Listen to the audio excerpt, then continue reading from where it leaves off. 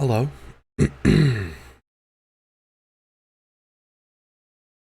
um, Again, hello. My name's Discord, or Jacob, or Jake. And if you're seeing this for the first time, or you're somebody who personally knows me, or you're somebody who used to watch me and the stuff I did on the channel, just wanted to say hi. Um, I also wanted to talk just a little bit of your time, if you please. Uh, right now it's 6:02 a.m. on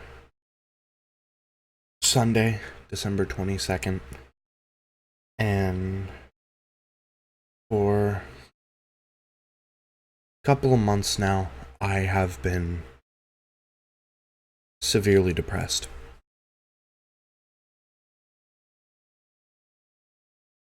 So much so that I've also had suicidal urges and tendencies. And it has affected a lot of what I do as an individual. And I wanted to talk to you about it. I'm not sure it'll help. I'm not sure anybody will listen. I'm not even sure that the message will get out there. But it's something I feel the need to talk about. Um, a little backstory. I'm 21. I live in the US. I am a pansexual male. And I have a girlfriend who I know cherishes me in every moment she has with me. I currently live with her family, her mother and her stepfather. And they're wonderful, generous individuals who have allowed me to reside in their home for over a year now, close to 2.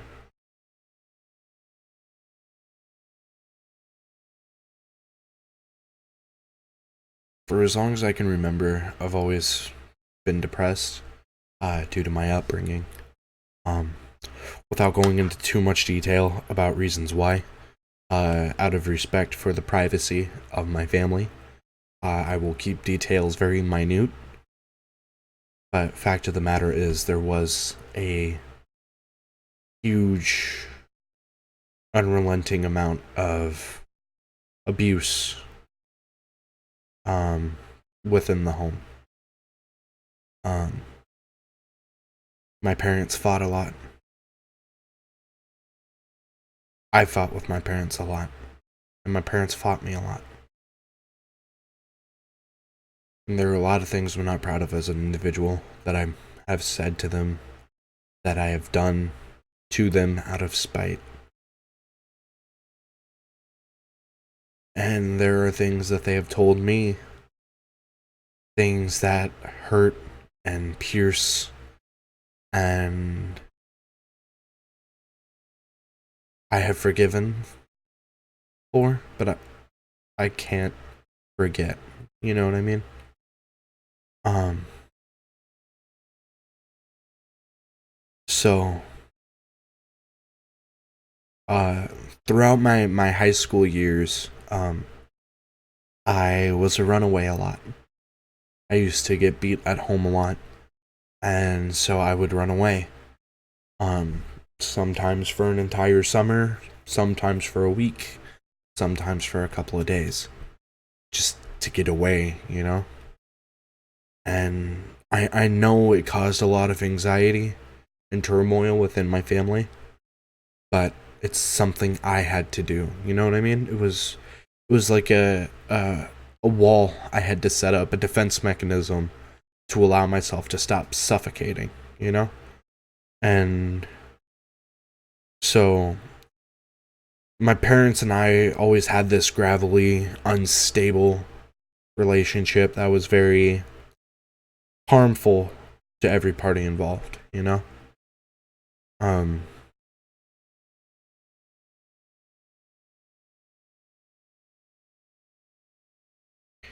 and I don't know how YouTube's going to react to this or this information I'm going to be sharing, but in my lifetime I unfortunately have attempted to take my own life 3 times. 3 times in high school.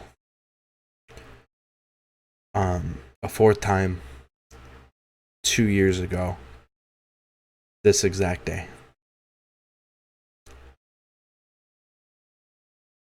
Which is why I'm up. Um,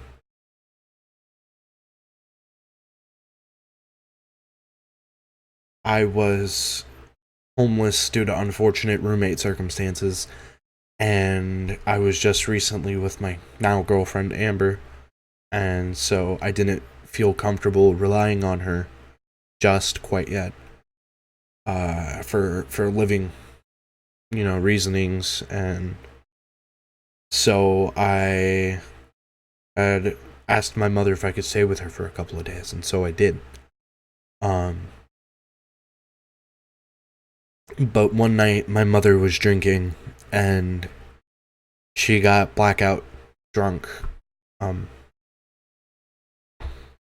and she was just in a very, very depressed mood, and she was very hurt. She's always been very hurt due to the things that has happened to her. And so she was upset with me. One thing that my mother does is she drinks to the point that she doesn't remember what she says. And she becomes a very spiteful person when she's drunk. She was insisting that I apologize to her for all the negative things I had done, because I was an ungrateful child. And I apologized. And she, in a blackout, spiteful fit, informed me that I was the reason her and my father's marriage had failed.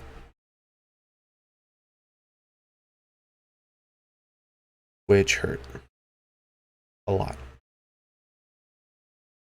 She told me that all my acting out and my teenage rebellion and my angst and the decisions I had made as an individual helped create the outcome of their marriage. And it hurt to hear, But the next part is what hurt the most, and that's she felt the need to inform me that her life would have been better had I just been dead.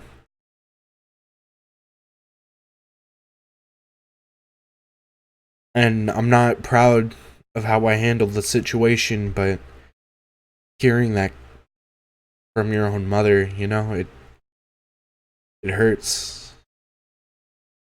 And I know she was drunk, and I know she has a lot of pain, a lot of grief she's carrying within her, but you kind of look at yourself in the mirror and question, was her life that bad because of me? And so I I started drinking, and I popped a bunch of pills, and I started walking around, and the last thing I remember was trying to walk into oncoming traffic, and then at some point police had picked me up and I was placed on suicide watch.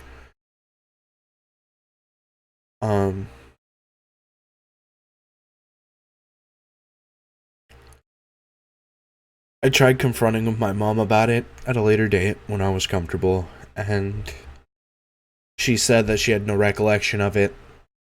And, to a degree, I forgave her. That's my mom at the end of the day. But since then, it's become a very estranged relationship between her and I, because it's difficult for me as an individual to reach out.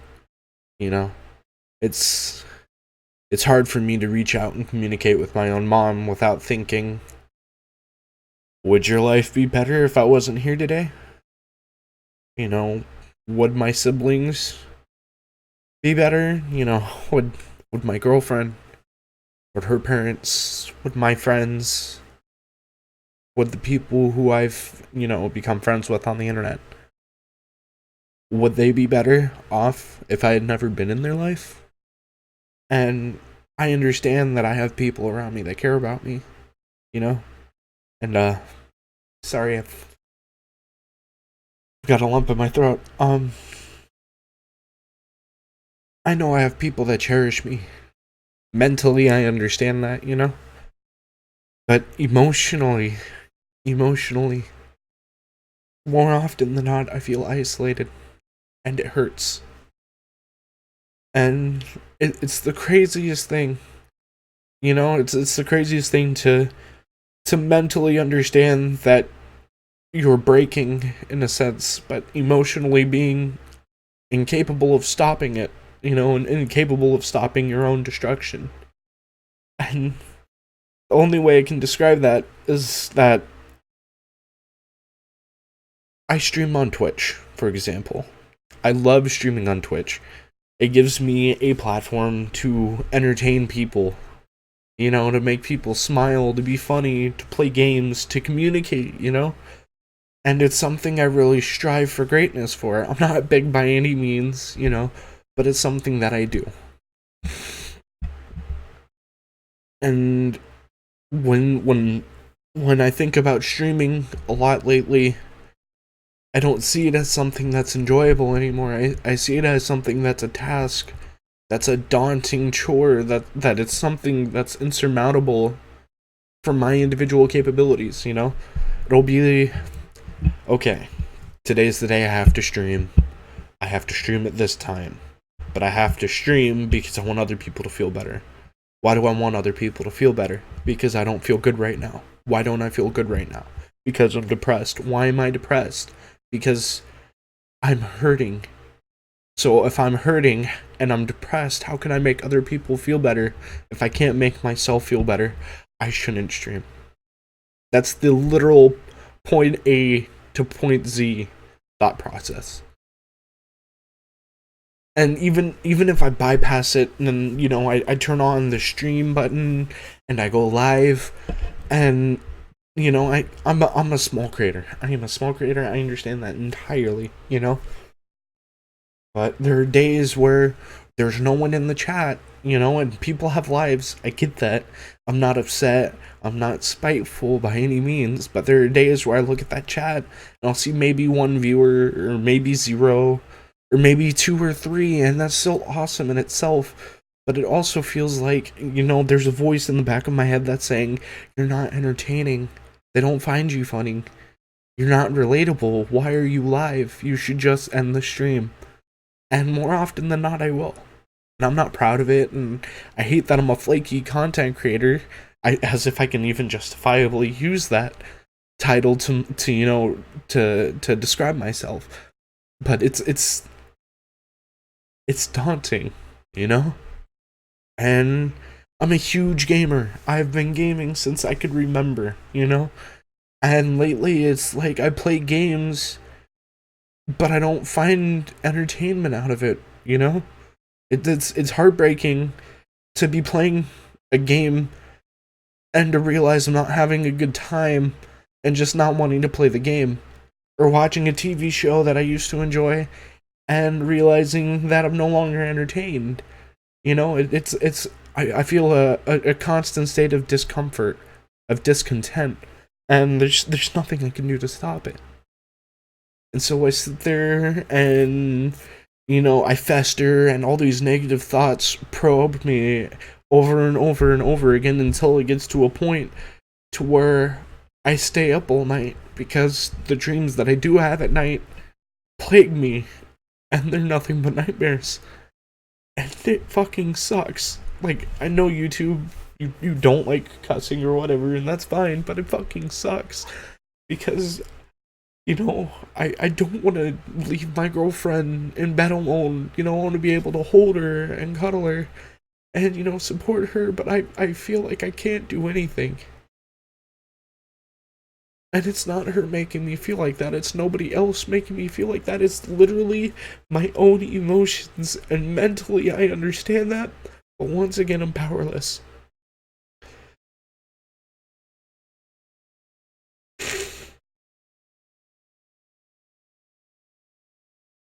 I know that I could go to therapy and I have an appointment. I have an appointment soon and I'm really scared. You know, I've never taken that leap. I used to go to therapy for very different things when I was young, and that was something that was so long ago I don't have a lot of memory about.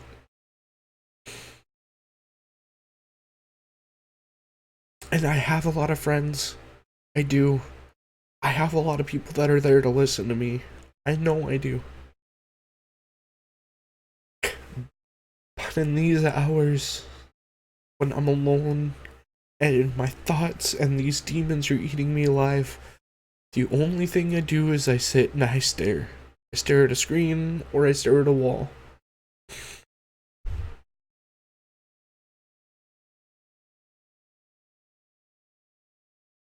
And tonight, with all these changes in my life, I felt like I should take the first step. And like I said, I don't even know if this video is going to help anybody because I didn't want to tear up. And now I feel like I've only been crying on stream. Stream. God, I'm so used to saying stream. Like, I've been crying on video, and I'm so unprofessional, I'm probably not even going to edit this. I'm just going to throw it onto YouTube. But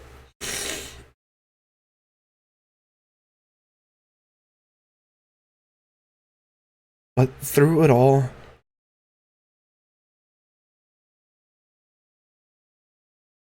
the thing that scares me most is I realize I'm too afraid.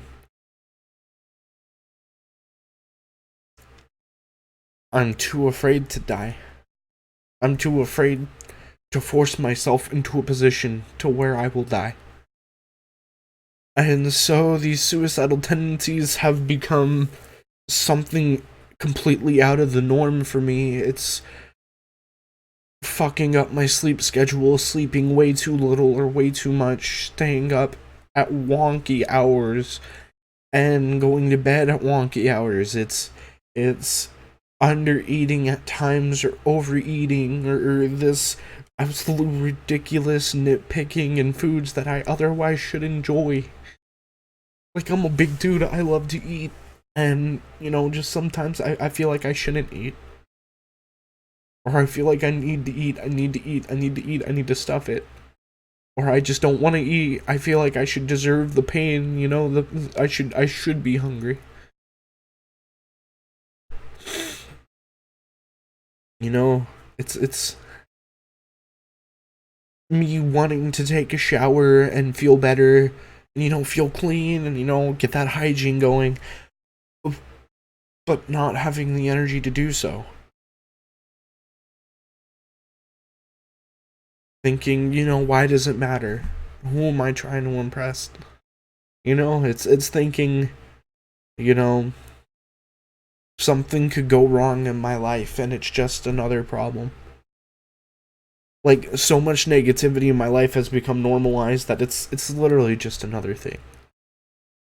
You know, and it's heartbreaking. It's heartbreaking that I understand, I recognize that I've become desensitized to so many things, so many negativities, because I feel like I'm not normal. I feel like I shouldn't be this way, and yet I am, you know? And it's weird. It's weird. I've I've become more aware of the fact that I don't feel like me.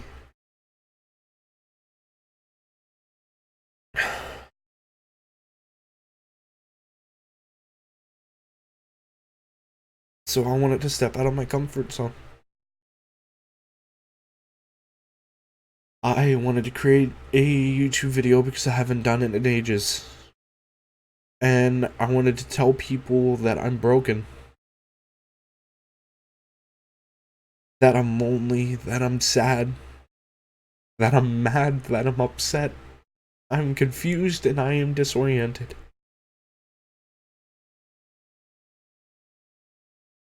Because maybe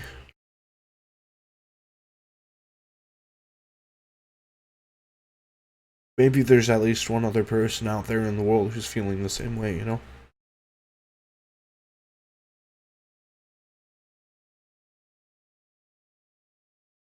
Maybe there's just one other person. And I know it's horrible to think that somebody else could be feeling the way I do because I don't want to feel the way I do. But there's also a certain comfort in it.